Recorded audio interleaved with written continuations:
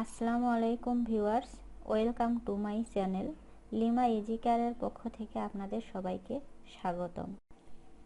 গর্ভবতী মা ও শিশু সম্পর্কে যে কোনো নতুন তথ্য পেতে সবার আগে চ্যানেলটি সাবস্ক্রাইব করুন এবং পাশে থাকা বেল আইকনটি অন করুন। ভিউয়ার্স, আজকে আমার ভিডিওর বিষয় হচ্ছে গর্ভাবস্থায় আয়রন ট্যাবলেটের প্রয়োজনীয়তা বা আয়রনের প্রয়োজনীয়তা।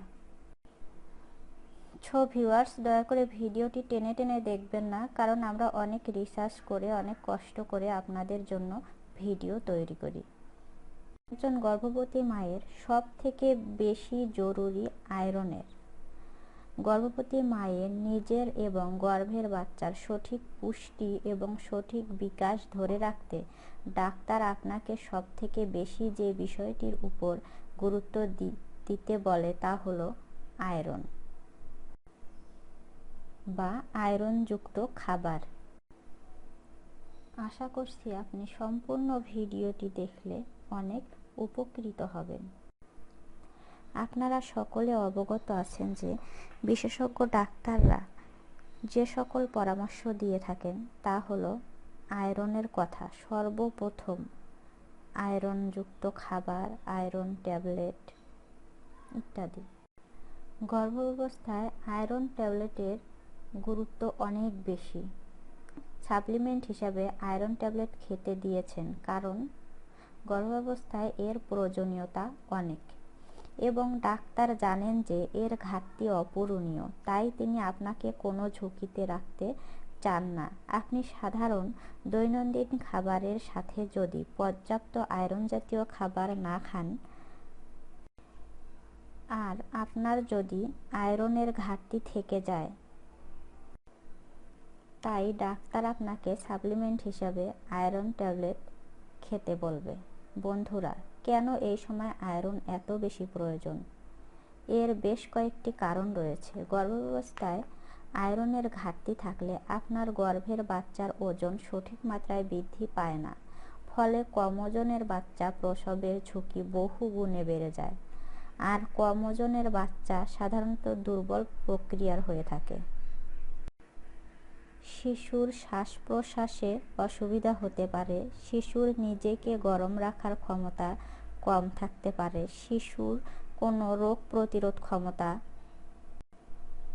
তৈরি নাও হতে পারে বা রোগ প্রতিরোধ ক্ষমতা কম হতে পারে, শিশু অঙ্গহীন হতে পারে, এমনকি এই আয়রনের ঘাটতি থাকার কারণে শিশুর মৃত্যু পর্যন্ত হতে পারে। রক্তে হিমোগ্লোবিন তৈরিতে আয়রনের ভূমিকা অপরিসীম। রক্তে হিমোগ্লোবিনের মাত্রা কমে গেলে রক্তশূন্যতা দেখা দেয়, যা গর্ভাবস্থায় মারাত্মক ক্ষতিকর হতে পারে। আয়রনের অভাবে দুর্বলতা, শ্বাস প্রশ্বাসে দুর্বলতা হতে পারে। আয়রনের অভাব থাকলে অক্সিজেনের অভাব দেখা দিতে পারে। আয়রনের ঘাটতির কারণে শরীরে রক্তের বিভিন্ন অংশে প্রয়োজনীয় পরিমাণ অক্সিজেন বহন করে না। এটি মা এবং ভ্রূণ উভয়কেই প্রভাবিত করে। আয়রনের অভাবে কোনো কোনো ক্ষেত্রে বেশি পরিমাণ রক্তশূন্যতা দেখা দিলে গর্ভের শিশু অক্সিজেনের অভাবে পর্যাপ্ত খাদ্য সরবরাহ না পেয়ে ভ্রূণটি নষ্ট হয়ে যেতে পারে। আয়রনের অভাবে দুর্বল হওয়া ও সামান্য পরিমাণে কাজ করলে ক্লান্ত হয়ে পড়া ইত্যাদি সমস্যা দেখা দিতে পারে। এবং আয়রনের অভাবে মাথা চিনচিন করা, ফ্যাকাশে হয়ে যাওয়া ইত্যাদি প্রবলেম দেখা দিতে পারে। আর যদি রক্তশূন্যতা বেশি হয় তাহলে বুক ধড়ফড় করা, শ্বাসকষ্ট এবং পা ফুলে যেতে পারে। আপনাদের জেনে রাখা দরকার, একজন গর্ভবতী মায়ের শরীরে দৈনিক কতটুকু আয়রনের প্রয়োজন রয়েছে। একজন গর্ভবতী মায়ের শরীরে দৈনিক 27 মিলিগ্রাম আয়রনের প্রয়োজন আছে। গর্ভধারণের আগে একজন নারীর শরীরে আয়রন থাকে 18 মিলিগ্রাম। অর্থাৎ সাধারণ একজন নারীর তুলনায় গর্ভবতী নারীর শরীরে প্রতিদিন 9 মিলিগ্রাম আয়রন বেশি প্রয়োজন হয়। তাই আপনাকে প্রতিদিন আগের তুলনায় বেশি পরিমাণে আয়রনযুক্ত খাবার খেতে হবে। তা না হলে আপনার সন্তান কম ওজন নিয়ে জন্মাতে পারে, সন্তান পুষ্টিহীন হতে পারে। তাহলে চলুন জেনে নেওয়া যাক কোন কোন খাবারে পর্যাপ্ত পরিমাণে আয়রন রয়েছে। আমরা প্রতিদিনের খাদ্য তালিকায় এই আয়রনযুক্ত খাবারগুলো অবশ্যই রাখব। যেমন কচু শাক, কচু শাকে প্রচুর পরিমাণে আয়রন রয়েছে। কাঁচকলা, শিম, পেয়ারা, সিদ্ধ শিমের বিচি, ভাজা মিষ্টি কুমড়া বিচি, মটর ডাল, বাঁধাকপি, পালং শাক, কলিজা, চিংড়ি মাছ, খেজুর, কিশমিশ, আপেল, লাল শাক ইত্যাদি।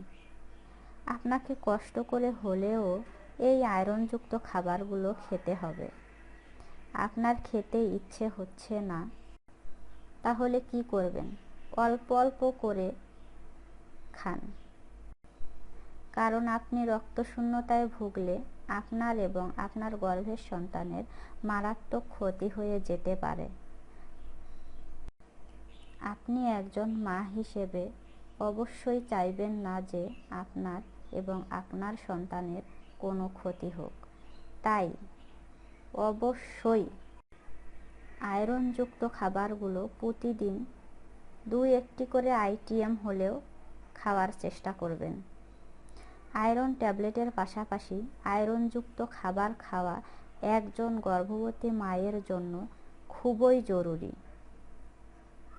আপনারা হয়তো অবগত আছেন যে আয়রনের অভাব হলে শরীরে বিভিন্ন কোষে অক্সিজেন সরবরাহ বাধাগ্রস্ত হয়, যা গর্ভবতী মা এবং সন্তান দুজনের জন্যই বিপজ্জনক হতে পারে। তাই আপনি গর্ভাবস্থায় প্রথম থেকেই ডাক্তারের পরামর্শ মেনে আয়রন ট্যাবলেট এবং আয়রনযুক্ত খাবারগুলো নিয়মিত খাবেন। ভিউয়ার্স, ভিডিওটি যদি আপনাদের ভালো লেগে থাকে তাহলে একটি লাইক করুন এবং শেয়ার করুন, যাতে সবাই এ বিষয়ে অবগত হতে পারে।